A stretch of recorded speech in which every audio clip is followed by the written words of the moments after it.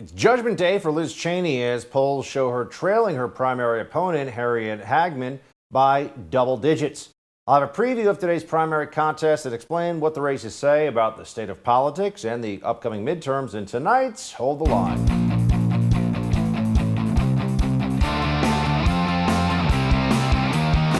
Welcome to Hold the Line. I'm Buck Sexton. It turns out, if you're going to call yourself a Republican, it's probably a good idea to actually be one, because when you have to face the voters, they often get annoyed by the foundational lie, which, for example, many never-Trumpers, but specifically Liz Cheney has been engaged in, that she is in any way trying to advance the interests of the Republican Party, trying to advance Liz Cheney's interests. She hates Donald Trump, and she's gone along with this politicized vendetta of the January 6th committee, of which she is co-chairman. And it turns out that voters in her home state of Wyoming, a very red state that Trump won by a lot in the last election, do not like this. And that's where we get to the situation unfolding today. Wyoming GOP congressional primary polling as of August 11th showed you the following. Harriet Hageman, 57%. Yes. Liz Cheney, 28%, and Anthony Bouchard, 2%. So Liz Cheney is about to get absolutely annihilated in this election in a state where she is political royalty, really, because of her father, Dick Cheney. And so we see how this plays out. And it's a reminder to everybody that, you know, you don't actually get elected to office to get the TV hits, to be able to give fancy speeches. You're supposed to represent your constituents. And this particular congresswoman from Wyoming decided that her personal vendetta was more important than that. And so fortunately, she's not going to be a member of Congress much longer. When only one issue overrides everything else for you, as it has for Liz Cheney, you've lost the plot. How long do we think it will be before we see her on MSNBC with Republican at the bottom of the screen while she does the bidding of the Democrat Party in every way she possibly can? Oh, yes, just give it a little bit of time and you'll see that. This is so often the case with Never Trump. They start out talking about their principles and how they can't support Donald Trump because they're so principled.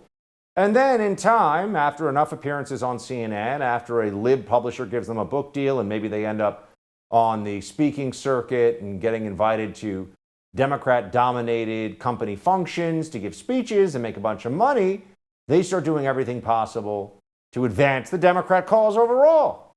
All of a sudden, the never-Trump types like Liz Cheney are on television and they're anti-Second Amendment, they're in favor of expanding government, they want a wide-open border, yeah, but it's all about principles, sure. Then there's Alaska. Really interesting primary going on there. Now, they got a weird situation in Alaska because they've got ranked voting. So it's not actually going to even be determined today which Republican is going to represent the GOP in the general election, because there are going to be 4 people in the general election in Alaska. But here's how it stands as of today. Lisa Murkowski is at 52%. Kelly Tshibaka, Harvard Law educated, really interesting, compelling candidate. She's at 47%. Now, hopefully, in my mind at least, Tshibaka is not only going to be among the 4 who moves forward after today, but she will win in the general election in November. And the important way for that to happen is for people who are Tshibaka voters to put her at number 1 and not rank anything else, because that's actually the way to really support your candidate that you want more than any others.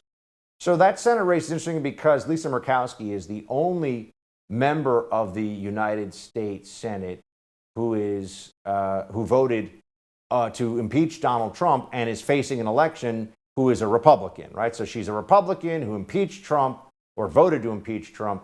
And this is, well, really to remove him from office, actually. And she is now facing the fury of voters in her state. Now, she also comes from a political dynasty. You're noticing a trend here in the state of Alaska, almost like it's just handed to her or was handed to her. So this would be quite a shockwave. And then there's another name, a blast from the recent past. Sarah Palin is in a very tightly contested congressional race. She's running for an open U.S. House seat, seeking to replace the late U.S. Representative Don Young, who passed away, sadly, in March. So you might actually have Congresswoman Palin in the mix here after having been the mayor of Wasilla and then the governor of Alaska. Congresswoman Sarah Palin may be somebody you're talking about in the future, back in the political scene. Wouldn't that be an interesting situation? By the way, Kelly Tshibaka, I mentioned her before. I think she's a particularly compelling candidate for Senate. Here she is recently at CPAC saying that when she wins, she's going to make sure that they shut down the disastrous Biden agenda. Watch. Aren't we all excited that come this November, we are going to block Biden's business-busting, border bungling, crime cascading, defense decimating, energy annihilating, gun grabbing, gender jumbling, liberty loathing, mandate militating, parent punishing, police persecuting, socialist supporting, America obliterating agenda. Fired up, as was the crowd. So there could be some very interesting election outcomes today that may have a real impact on how things shake out in November.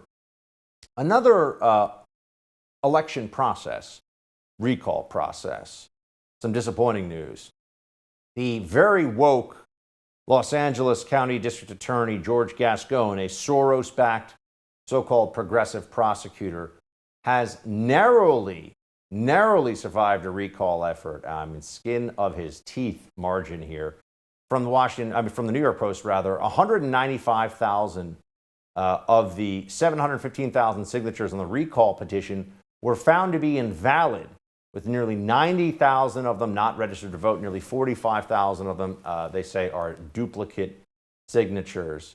But that still left 520,000 eligible signatures, just shy of the 566,000 that were needed to move the recall forward. So just below. Now, isn't it interesting that the will of the people, as expressed through this referendum, putting it to the people once it gets on the ballot, that was thwarted here by the technicalities of procedure, which is fascinating because Democrats always complain that any technicalities of election procedure are, in fact, voter suppressive, that they are even racist. So signature matching, any effort to stop ballot harvesting and to disqualify for previously stated rules that are broken, to disqualify votes, that's a terrible thing. Unless it's a progressive prosecutor in Los Angeles, and then all of a sudden every rule, every T must be crossed, every I must be dotted. Kind of funny how the process works to their advantage in both respects, in both categorizations. All right, we'll have more on today's races and the latest on the FBI raid on former President Trump's home with former White House Deputy Director of Strategic Communications Roma Daravi coming up. First, I want to give a warning to homeowners. You could already be the victim of home title theft and not have a clue. Some cyber thief may have already forged his name onto the title to your home. Here's how you find out. My partners at Home Title Lock have a special free offer for my listeners. Go to HomeTitleLock.com, then simply enter your address for your free, no-obligation home title scan. This is how you discover if a cyber thief is already camping on your home's title. Look, the title to your home is the only document that proves you own it, and once he forges your title, he can take out loans on your home or forge your name stating he's the new owner. First things first, let's make sure your home's title is securely in your name. You can do that by going to HomeTitleLock.com and use my promo code RADIO, then enter your address for your free, no-obligation home title scan. That's a $100 value free. Again, that's HomeTitleLock.com, code RADIO, HomeTitleLock.com, code RADIO. We'll be right back with more. Hold the line.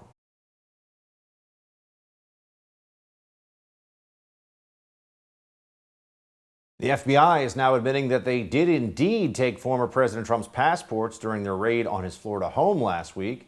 NBC News reports passports belonging to Donald Trump have been returned to the former president after last week's FBI search of his Mar-a-Lago home. This is according to a NBC News report from a Justice Department official.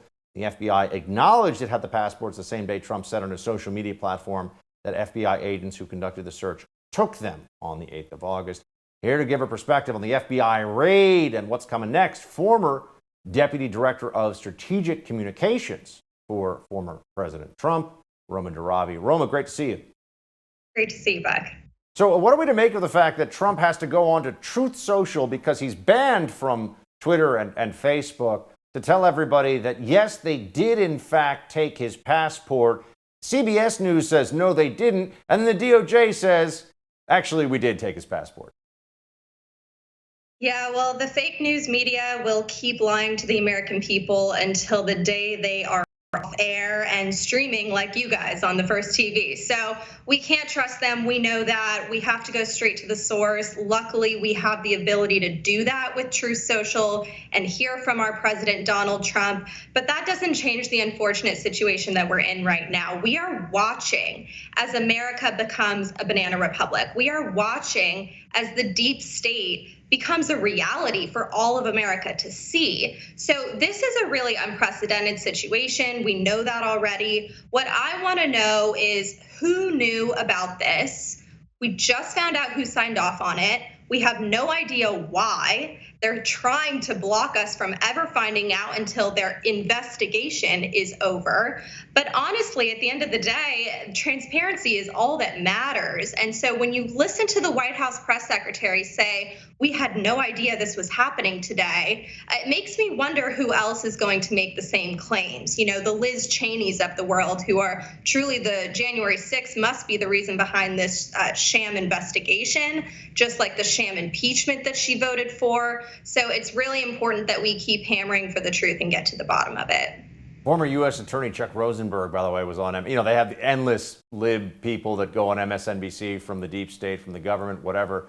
And they try to tell everybody that taking all of Trump's passports must have been just a mistake. Watch this one. It could have been scooped up inadvertently. It seems like the government gave it back. There's one other point, though, Jonathan, and I think you were alluding to this.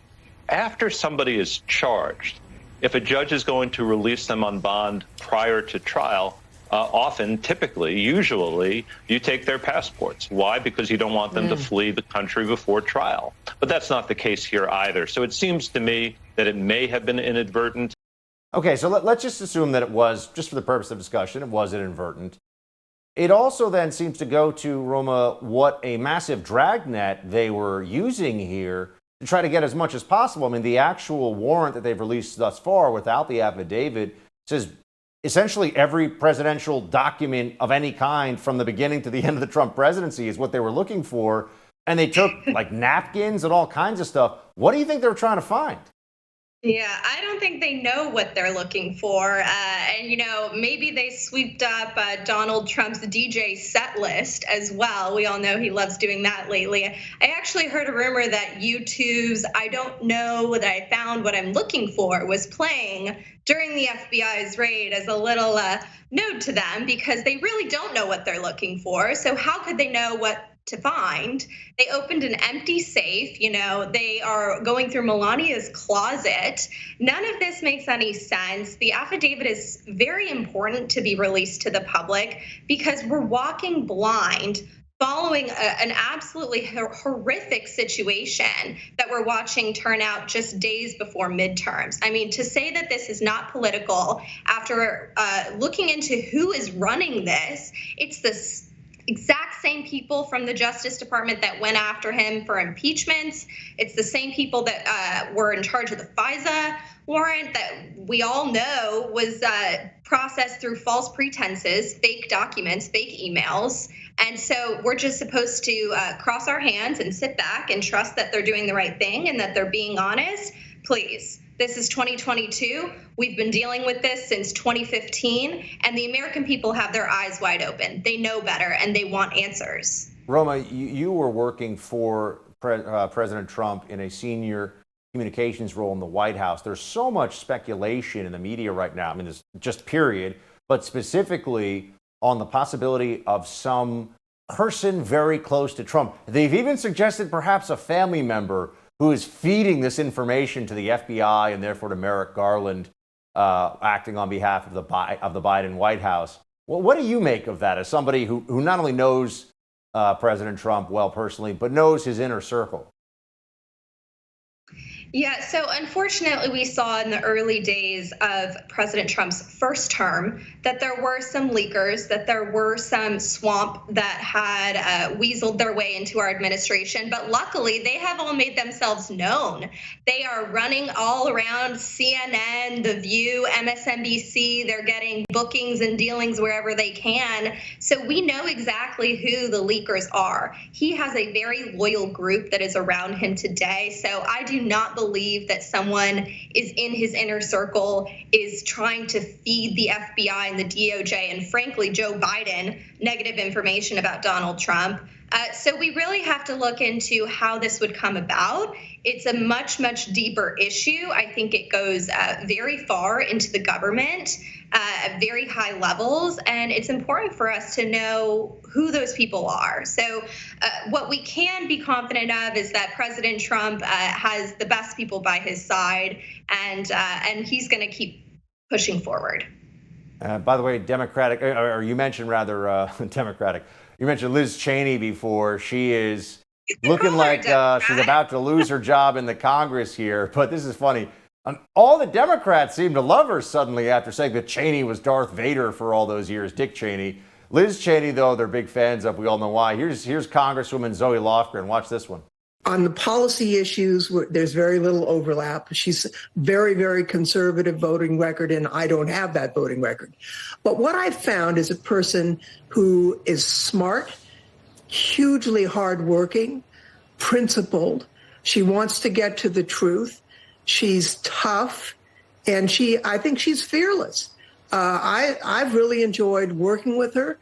And, we know that we don't agree on choice and guns and a bunch of other things. That's not going to keep us from working together to get the truth when it comes to January 6th, the events leading up to it. So I really admire her. Roma, just real quick, did Liz Cheney do all this just to get a pat on the head from some libs? Oh, of course she did. The only thing worse than the radical liberals and the radical left is a Republican in a blue suit. These rhinos are ruining our party and the nation. But luckily, Donald Trump has a 95% track record of endorsed candidates, so she won't be around much longer. Raminda Ravi, good to see you. Thanks so much. Thank you. Speculation running wild around the raid on Mar-a-Lago. It's beginning to look like the media is reading from the same playbook they used during the Russia collusion fiasco. We'll have more on that with author and columnist David Marcus in a moment. I want to introduce you to one of my new favorite companies, Sweatblock. Sweatblock's wipes are a total game changer. I mean, do you sweat a lot, like an embarrassing sweat through your shirt amount? Maybe you sweat a lot when it's hot outside, like it's been everywhere these days, or you're nervous, or maybe you've got some kind of a sweating issue. Sweatblock's products are doctor-created and doctor-recommended to stop excessive sweating. They even have a dry shirt guarantee. If Sweatblock doesn't keep you dry, you get your money back. And the Sweatblock wipes are practical, too. One use works for up to 7 days. This is a must-have product for your toiletry bag. They've been featured and tested on The Rachel Ray Show by actual firefighters and have been a bestseller on Amazon for the past 10 years. Try it risk-free today. Wear what you want to wear and stop worrying about sweating through your shirt. If you order through their website, you can get 20% off when you use my promo code. Go to sweatblock.com, use promo code BUCK for 20% off. Sweat less, live more. David Marcus, up next.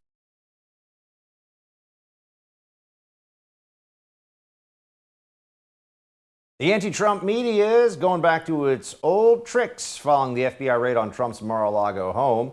In the absence of any actual reporting, it seems, reporters and cable news are again falling back on anonymous sources, single source news, wild speculation, you name it. It's almost like an exact repeat of what we saw for years during the bogus Russia collusion investigation. So how can people be expected to trust these reports when the media appears to have learned absolutely nothing? Joining me now to discuss, author and columnist David Marcus. What's up, David? Hey, Doug. So the people who brought us Russia collusion for years, which was total bullcrap, and anybody who's not living in a fantasy land knows that, now are basically running with, yeah, but this time Trump stole all the nuclear secrets for some reason and put them in boxes in Mar-a-Lago in the basement for no good reason that anyone could ever come up with. Trust us, is what they seem to be saying. Yeah, and where'd that story go, by the way? I mean, like a day and a half, it was like, Trump, first of all, like what nuclear secrets, right? Like where the bombs are, what the codes are, presumably those change, right? So, I mean, what were they talking about? And now the story's gone. And maybe we'll find out, maybe we won't. Usually these things disappear. Actually, what usually happens is that the reporters who do this win awards. Like over the next few months, they'll win prestigious awards that come with lots of money. Then 2 years from now, we'll find out that it was all nonsense and they won't give the awards back. That's usually how this goes. Listen, every American citizen needs to be deeply skeptical of everything that they read or watch about this, from the Times, the Washington Post, CNN, MSNBC, you name it. David, you wrote in the New York Post on this issue of the media bias against Trump. We watch these self-same media treat the farcical Steele dossier like it was the fifth gospel and spend years clinging to the Russian collusion hoax. We watched them not only bury the Hunter Biden laptop story just days before the 2020 election, but smear the journalists who broke that very real story as dupes promoting Russian disinformation. And I just think that, if nothing else, there's been no accountability for that, even at this stage.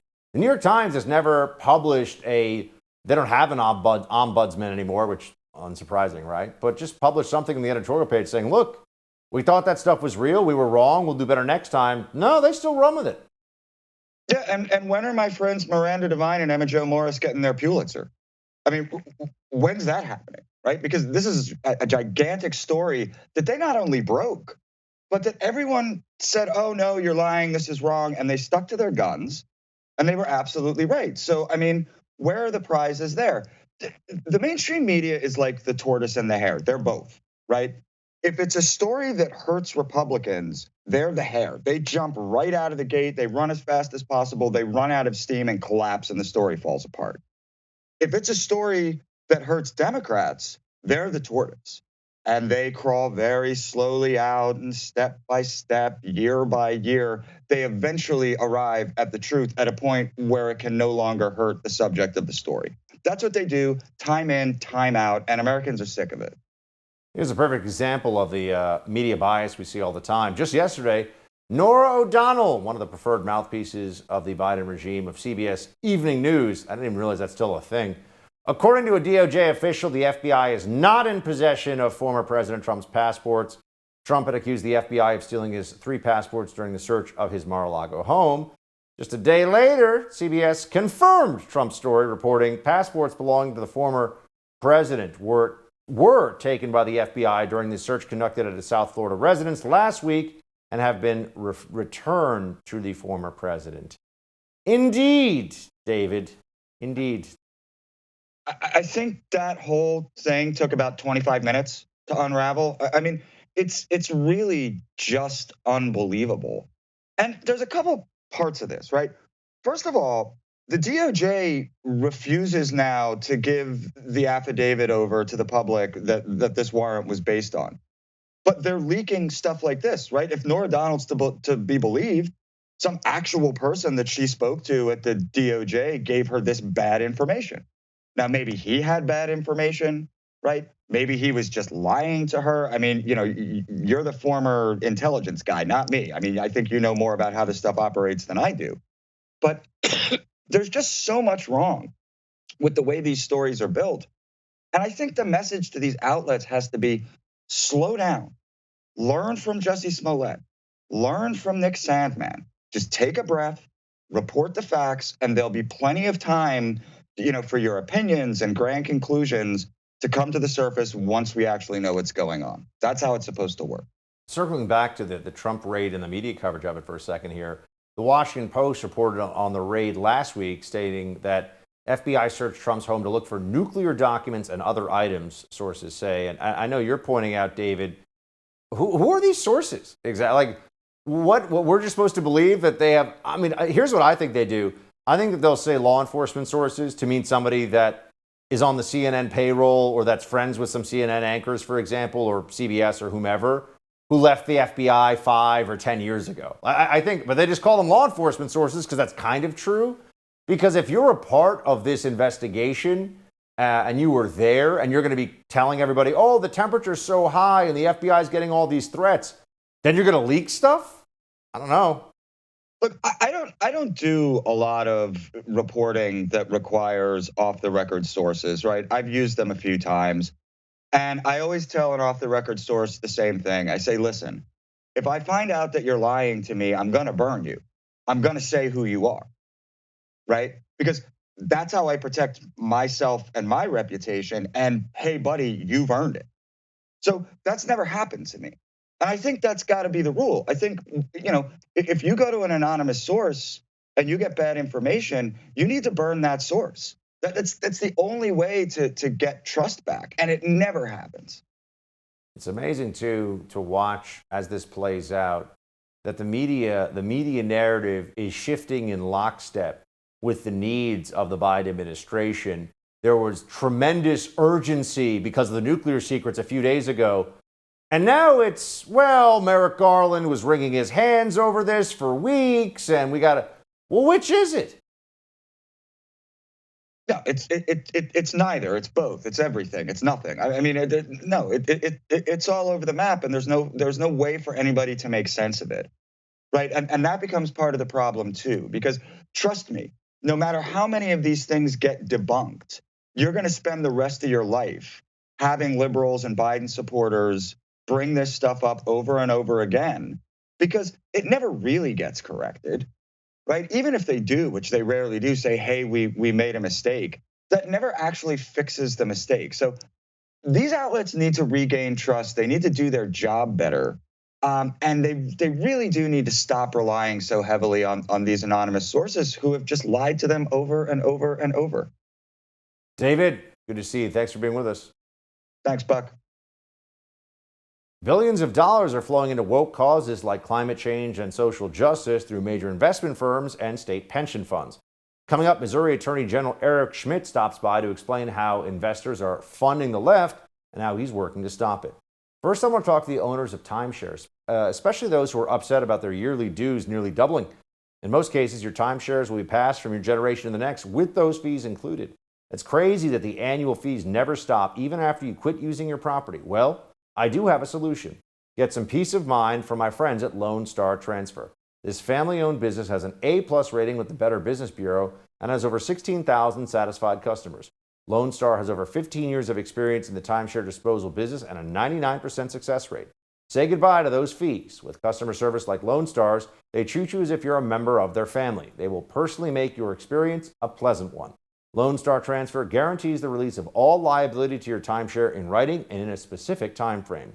Give Lone Star Transfer a call for a free, no-obligation consultation. 844-284-4739. That's 844-284-4739. Or online at LoneStarTransfer.com. We'll be right back with more. Hold the line.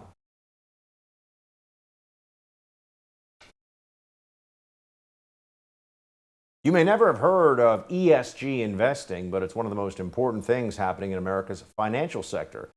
In short, ESG, or environmental, social, and governance, allows major investment firms and state funds to take non-financial factors into account when investing billions of dollars of your money. Most notably, it allows investment in companies that promise to fight climate change or work toward social justice. In other words, it's a way for billions of dollars to be funneled into woke causes at the expense of unwitting investors. Fortunately, some people are beginning to catch on to the scam, including my next guest, Attorney General for the state of Missouri and candidate for U.S. Senate Eric Schmitt. Attorney General, good to see you, sir. Good to be with you again. So just can you tell it's a little overview, because, we see it here and there, little headlines. What is ESG, and what does it have to do with investing? Why are people even talking about it these days? Well, ESG is a radical new way of funneling money to a woke ideology that people based on the merit of trying to get the best return wouldn't otherwise do. And so this is a tactic being used by the left with fund managers, principally with pension funds. And you saw like the big ones in California and New York adopt these strategies where essentially, even though their fiduciary obligation is to get the best return for the people who are, they're supposed to pay the pensions to, they've adopted again and genuflected to this altar of wokeness, things that are about climate alarmism, about social justice causes, and sort of these virtue signaling checklist as opposed to, again, getting the best return. And so it's gotten bigger. It really is undermines capitalism. It's harmful to taxpayers. And again, it's been something that was kind of quiet. People didn't know much about, but I think is coming more into the lexicon of the American people as they learn just how radical and all-encompassing the left is with this ideology they're trying to push.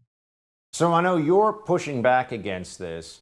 And here's a headline from U.S. News. Missouri Attorney General investigates Morningstar over ESG rankings. What do we need to know about Morningstar, and what are you looking into this for? Yeah, so I guess the best way to look at it is there's three kind of buckets right now. You've got BlackRock, which is, manages the most as far as like public pension funds, and they're leaning on these corporations to adopt different strategies, really blacklisting oil and gas companies because they're not doing enough for climate change. You've got Morningstar, which is a rating system, and we launched that investigation a week or so ago because they're using information, and we're investigating them under our consumer protection laws, supplying information in kind of an anti-Israel bias, and possibly advising companies to not do business with the state of Israel and things like that. So Morningstar is part of the rating system, but they might be manipulating some of that data and information for a desired result. The third bucket is the public pension funds, and this is a huge amount of money that states invest in companies like BlackRock to make decisions,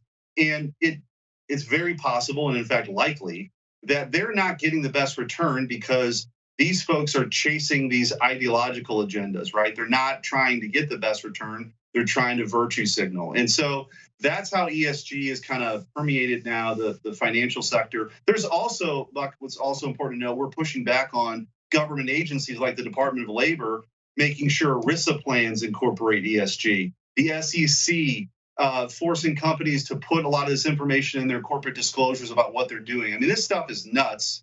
And the left is using the apparatus of government now to force the private sector in a particular direction, as opposed to the market determining where the money goes. I know the Wall Street Journal reported that BlackRock's past public commitments indicate that it has used citizens' assets to pressure companies to comply with international agreements such as the Paris Agreement that force the phase out of fossil fuels, increase energy prices, drive inflation, and weaken the national security of the United States. So basically, this is a way to push woke capital around, right? And to have this infiltrate and then dictate once it's inside of companies. What can you do as Attorney General of a state to push back against this? I mean, what are the legal tools at your disposal? Yeah, I mean, one thing we can, push for greater oversight, but the Morningstar investigation is a good example. We have tools under our consumer protection laws to open up these investigations, issue subpoenas, and take a look under the hood and see exactly what's going on here. Because for a long time now, this has just been kind of quiet. It's been done, in the dark. The other thing I think that's worth noting is what this ultimately does in the big picture, in addition to sort of undermining basic tenets of capitalism that have allowed, the United States to be a dominant economic force, it is pushing capital to other places, right? If you America has every ability to be energy dominant, and not just for our own needs, but be a net exporter of, say, liquefied natural gas to Europe. So they're not reliant on a Russian pipeline, or to other friends and allies across the world. This totally kneecaps our ability to do that. And it pushes this investment to places like China for windmill production, or for, to produce more batteries, right? And to move, the hundreds of thousands of tons of earth for a 2,000-pound battery. So they're making decisions that are not just based on what's, in the best interest of investors, but really moving significant dollars out of the United States into the hands of our enemies. And it really undermines our ability, for example, to be energy dominant again. Attorney General for the state of Missouri, Schmitt, I know you're also running for Senate. You are the GOP nominee. And I wanted you to take this opportunity to tell everybody who you're running against, why they should vote for you, and what you'll do if you win. Well, look, I think that you look around and see what's happening right now in Washington, D.C. The Democrats control all the levers of power. We just touched on one aspect of this woke agenda, ESG, but you've got, open borders and amnesty. You've got this energy crisis that Joe Biden created. And the Democrats are 2 votes away. And that's relying, by the way, on Joe Manchin and Kristen Sinema, 2 votes away from ending the filibuster, packing the Supreme Court, adding states to the union, federalizing our elections, and having open borders and amnesty. They want to fundamentally change this country forever, and they are playing for keeps. So we need proven conservative fighters who are going to be unapologetic, who don't care if they're invited to the fancy cocktail parties, don't care if they're the most popular person in Washington, but are going to go there and take that same fighting spirit I've had as Attorney General, take it to the United States Senate, and save this country. And I don't mean that rhetorically. I think it's all on the line. I think not only is this the most consequential election of our lifetime, we are entering the most consequential decade in our republic since the Civil War. So the stakes couldn't be any higher. Here in Missouri, it's a Republican state, but we want to make sure we're going to run through the tape. We just won a primary. I'm running against an heiress who's completely out of touch with working folks. I come from a working class background, and I'm going to fight for those folks every single day in Washington. And we've got a country to save. Attorney General Schmitt, best of luck to you. Thanks for being here with us. Thanks, Buck. For years, they told us to stand 6 feet apart to prevent the spread of COVID. I told you it was idiotic from the beginning, but now they're pretty much admitting, yeah, it was idiotic. We've got the video for you coming up in Quick Hits. Stay right there.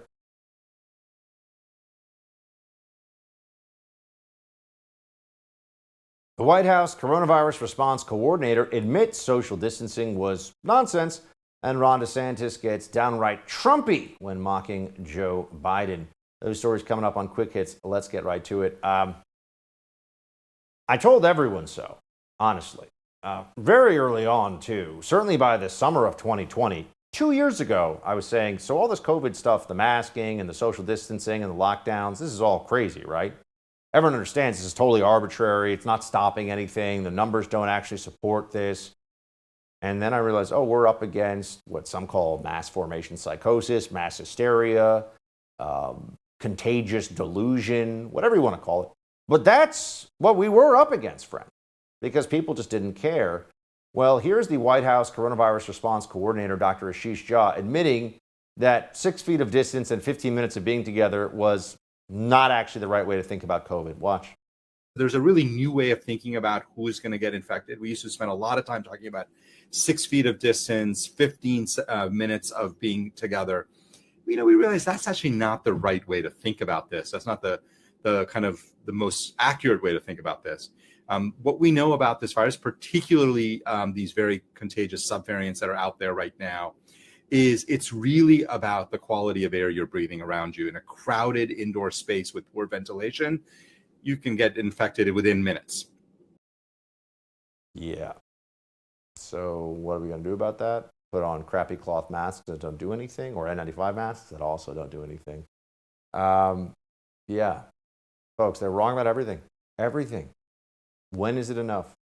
When will they say, I'm sorry, we should have just let people live their lives and make their own decisions about their own health and given them the best information we had at the time, instead of firing people for not getting a dumb shot that didn't actually stop the spread, for example. And then there's this, speaking of, actually, we'll get to the science in a moment. That's a different one. Ron DeSantis, the governor of Florida, who's doing a fabulous job. It's fantastic. He also has a sense of humor. He made fun of President Biden's prompter gaffes. Watch this one. You think about President Reagan, you think about Mr. Gorbachev, tear down this wall. When I think of Biden, I think of him staring into the teleprompter like a deer in a headlights, reading, end of quote, repeat the line.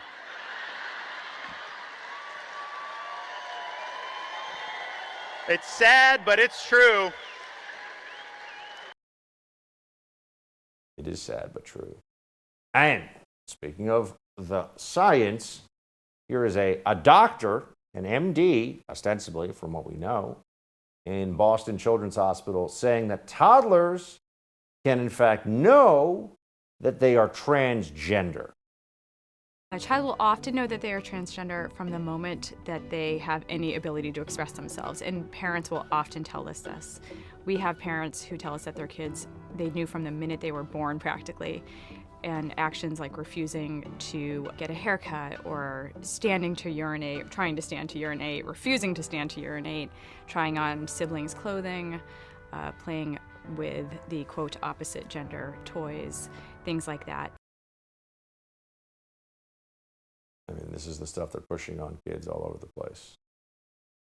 They're pushing much more extreme stuff than that, as you know, as well. If you see what they've been saying about taking puberty blockers and even gender, they call it affirmation surgery for minors, for people who are not yet 18, including at Boston Children's Hospital. It's appalling.